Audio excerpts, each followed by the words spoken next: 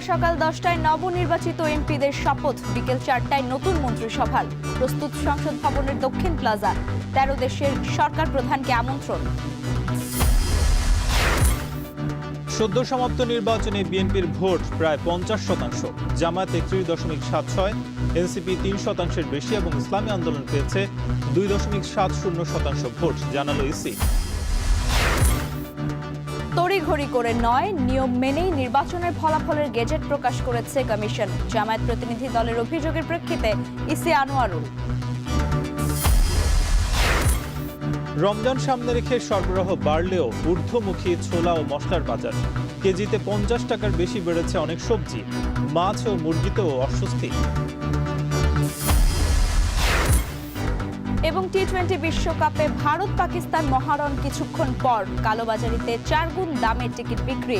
বৃষ্টির আভাসে ম্যাচ নিয়ে শঙ্কা।